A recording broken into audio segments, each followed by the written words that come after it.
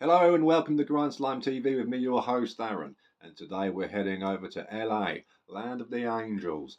I'm pretty sure that's what LA stands for. Probably isn't. I'm not a geography man.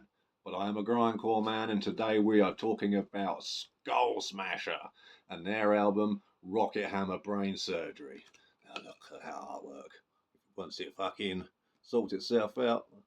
So you've got this weird demon guy there. Rocket hammer smashing some. Looks like a Doom guy smashing his brains in. Got the old full extension there. That oh yeah.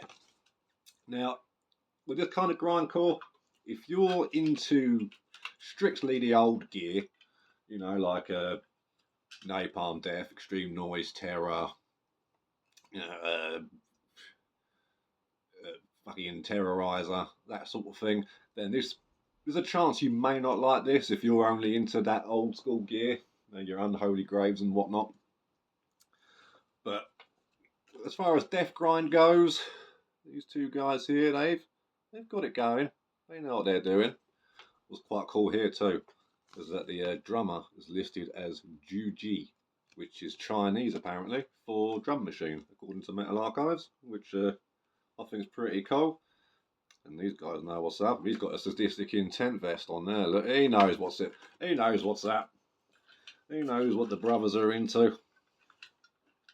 Oh, nice type there. Little bit of a little screen print on it. Well, as much as there is one. I don't know what you'd call that. Now, this is a 13-minute long full length. It's got 15 songs, so more songs than minutes, which is always ideal when it comes to this kind of music, as I'm sure you all agree.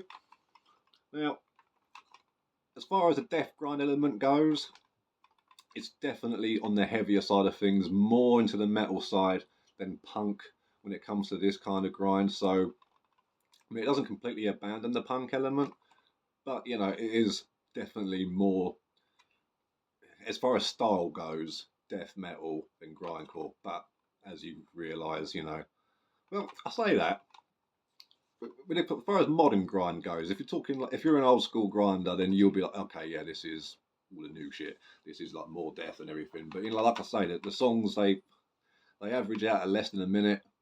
You know, they're fast, relentless, lots of really thrashy riffs in there too. So if you're into bands like Insect Warfare and you know that kind of ilk, then this will be this should be up your street, I'd imagine. There's also a few parts in there that remind me a little bit of See You Next Tuesday. I don't know if you've heard those guys when they I've only heard their Parasite album, which was pretty cool.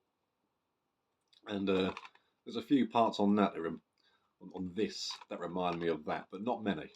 Now this is mainly heavy riffage, lots of like fast kind of your palm mutes and trems, all that kind of noise. Loads of blasts. Oh, we love the blasts. Blast beats, o'clock. There's like 2 slow sections across the entire album, and even then they're not like slow doomy parts. They're just like slow build-ups, but they last all of like, I don't know, between 4 and 6 seconds.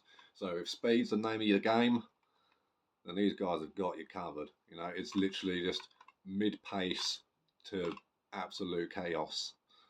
There's lots of thrash beats, lots of blast beats, and just the vocals very cool, very sort of low, mainly low growling. There's some of the higher stuff too, but like we mentioned earlier, it's closer to death metal as far as grindcore goes. So you know, it's nice and heavy, just as the name. Explain that. Look at that artwork again. So this is the thing. Look at that. Oh, it looks absolutely smashed. Who did this artwork, in fact? And it was, Lucas Corte, or Court, K-O-R-T-E. Either way, cunt's name is Lucas, and he's done a cracking, let's have a look. Full. Look at that. You can't really pull it out too well on this lens, but it is what it is.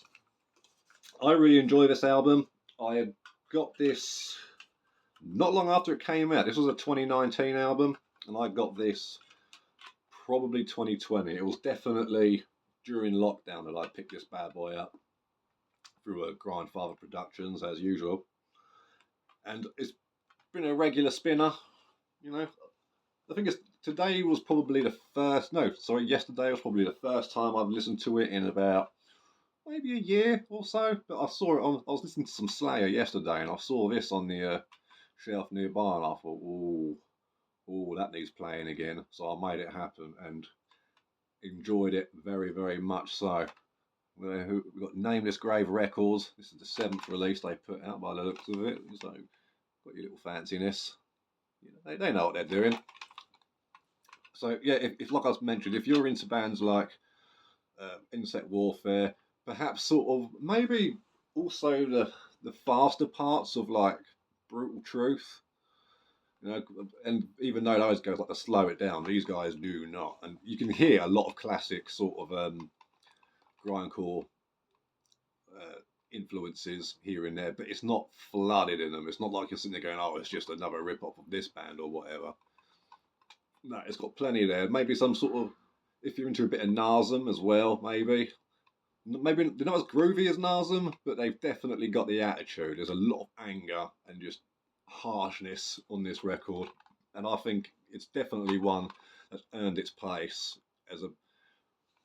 I can see this becoming a bit of a modern classic. Like give it 10, 20 years, and I can see people being like, "Oh yeah, my fucking remember Skullsmashers, fucking yeah, boy." But yeah, like I mentioned, this is their only full length. Hopefully they'll put out another one soon because this one is great fun. Really gets the job done. Gets the old pencil leaded, if you know what I mean. Ooh, ooh, ooh, ooh. So get on it. Skullsmasher, Rocket Hammer Brain Surgery. I mean, that name just says it all, doesn't it? Right, keep it extreme, keep it underground.